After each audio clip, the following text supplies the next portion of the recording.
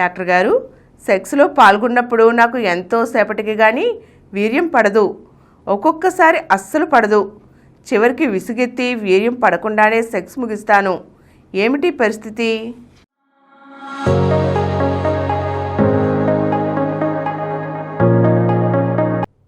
చాలా ఆలస్యంగా వీర్యస్ఖలనం delayed ejaculation అంటారు. కొంత మగవాళ్ళు అంటారు 10 నిమిషాలు చేస్తానండి, 15 నిమిషాలు చేస్తానండి, మా ఆవిడ మంట అని గోలు పెడుతుంది, నాకేమో వీర్యం పడదండి.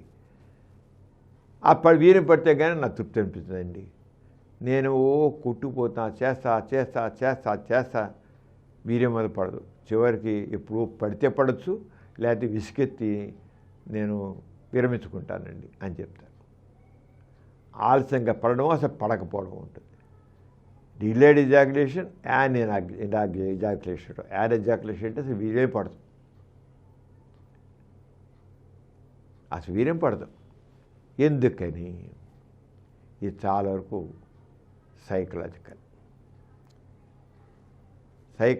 మనస్సు పడకపోతే ఏదో మెకానికల్గా యాంత్రికంగా సెక్స్లో పాల్గొంటే వాళ్ళు ఎరోషన్ రాదు. వాడు గుర్తించండి, సెక్స్లో 4 ఫేజెస్ ఉంటాయి. ఒకటి డిజైర్, నువ్వు నాకు కావాలి అనే డిజైర్ వాళ్ళు కలగాలి, వాడికి రెండు వాళ్ళు కలిగించాలి. తర్వాత వాళ్ళని చూస్తే ఎరోషన్ రావాలి, అంటే కామోద్రేకం రావాలి. కోరిక కలగాలి, కామోద్రేకం కలగాలి. కామోద్రేకం ఎలాగైతే కామం కలిగితే సరిపోదు, కామం చెలరేగాలి. ప్లాటోఫేజ్ అంటాం. డిజైర్, ఆర్గజం, ప్లాటోఫేజ్, లాస్ట్కి ఆర్గజం అంటే సుఖప్రాప్తి. ఈ 4 స్టేజెస్ ఎవరిలో అయితే ఉంటాయో వాళ్ళ సుఖం ఉంటుంది, వాళ్ళ వీర్యం పడుతుంది. కొంతమందికి కోరిక ఉంటుంది అంతే, ఆ కోరిక తీవ్రత ఉండదు. ఇంకా కామం ఏదో కాస్త కలుగుతుంది. కామం చెలరేగడం అంటూ ఉండదు. కామం చెలరేగినప్పుడు అంగం సంభిస్తుంది, ఏదో చేస్తుంటాడు, అలా చేస్తుంటాడు. ఎందుకని? కామం చెలరేగల, కామం కలిగిందంతే, కామం చెలరేగలేదు. చెలరేగినప్పుడు చేస్తూ ఉంటాడు. ఇంకా సుఖప్రాప్తి ఎక్కడి నుంచి వస్తుంది? వీర్యం పడితే కదా సుఖప్రాప్తి వచ్చేది, వీర్యం పడదు. అందుకని డిజైర్ స్ట్రాంగ్గా ఉండాలి, కామం స్ట్రాంగ్గా ఉండాలి, కామం చెలరేగడం ఉవ్వెత్తులు ఉండాలి, సముద్ర కెరటం ఎత్తుగా లేచి పడ్డట్టుగా ఉండాలి. ఆ పైన ఉంటుంది మజా. అంచేది వీటి గురించి మనసులో చరిత్రకాలి. ఇదేంత ఇలా ఉంటే అంటే ఆ సెక్షువల్ ఫేజ్ ఇలా రతికలలో ఇవి ఇలా ఉంటే కొంతమందికి షుగర్ ఉంటుంది. షుగర్ ఉన్న వాళ్ళు డయాబెటిక్ న్యూరోపతి అవుతుంది.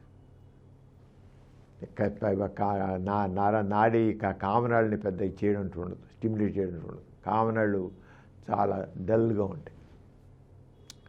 Diabetic neuropathy. కొంతమంది సైకలాజికల్ ప్రాబ్లమ్స్ ఉంటాయి, మానసిక సమస్యలు,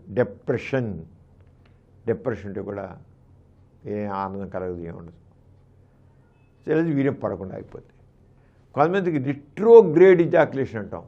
వాడు ఏంటంటే సెక్స్లో పాల్గొంటాడు, చేస్తుంటాడు, కానీ ఆ వీర్యం కిందకి రాకుండా పైకి వెళ్ళిపోయి యూరినరీ బ్లాడర్లోకి వెళ్ళిపోతుంది, పైకి వెళ్ళిపోతుంది.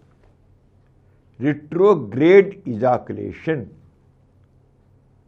వీర్యం అయింది, శుక్ర కోసం వీర్యం వచ్చింది, కానీ యూరిత్రా ద్వారా కిందకి రావాల్సింది, మూత్రం కిందకి రావాల్సింది, మూత్రం ద్వారా పైకి వెళ్ళి యూరిన్ బయటకు, తర్వాత యూరిన్తో కూడా బయటకు పోతుంది. ఇది కూడా షుగర్ ఉన్న వాళ్ళలో కామన్ రిట్రోగ్రేడ్ ఇజాక్యులేషన్. వాడికి ఎంతకీ వీర్యం పడదు, పడ్డా కొద్ది చుక్కలు పడుతుంది అంతే. ఆ చుక్కలు పడ్డంత మాత్రం నా అంగం మెత్తపడదు, చివరి తనుకుని మానేస్తాడు. అంచేత ఎందుకు ఏమిటి అలా కొంతమంది మందులు వాడుతుంటారు. మందులు వాడుతుంటే ఆ మందులు బీపీ మందులు వాడినా, షుగర్ మందులు వాడినా, లేకపోతే సైకాట్రీ మందులు, మెంటల్ డిసీజ్ మందులు వాడుతుంటారు, డిప్రెషన్ మందులు వాడుతుంటారు. వాడుతుంటే ఎంతకీ వీర్యం పడదు. లేదు పడ్డా చాలా లేట్గా పడుతుంది, చాలా లేట్గా పడుతుంది. అంటే సైకాట్రీ మందులు వాడే దాంట్లో, మానసిక వ్యాధులు వాడే మందులు వాడేవాళ్ళు చాలా అంగ సమస్యలు లేకపోవచ్చు, ఒకవేళ ఎక్కువ రోజు పడుతుంటే, లేకపోతే ఎంతోసేపు సెక్స్ చేయడం ఉంటుందన్నమాట. అది ఇలా ఉన్నప్పుడు డాక్టర్ చెప్తే డాక్టర్ ఏం చేయాలో చూస్తారన్నమాట. అంచేత ఆలస్యంగా విరస్కారం ఎందుకనేది ఇన్ని సమస్యలు ఉన్నాయండి.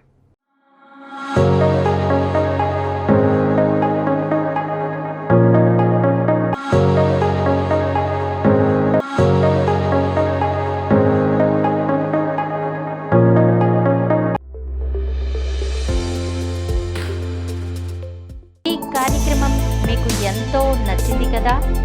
ఇటువంటి మరిన్ని వీడియోల కోసం అనతి కాలంలోనే 21 కోట్ల వ్యూస్ సాధించిన సమరం ఛానల్ సమర్పించు డాక్టర్ సమరం ఛానల్కు సబ్స్క్రైబ్ చేయండి, లైక్ చేయండి, మీ ఫ్రెండ్స్కి షేర్ చేయండి. అలాగే ప్రక్కనున్న గంట సింబల్ని ప్రెస్ చేయడం మర్చిపోకండి.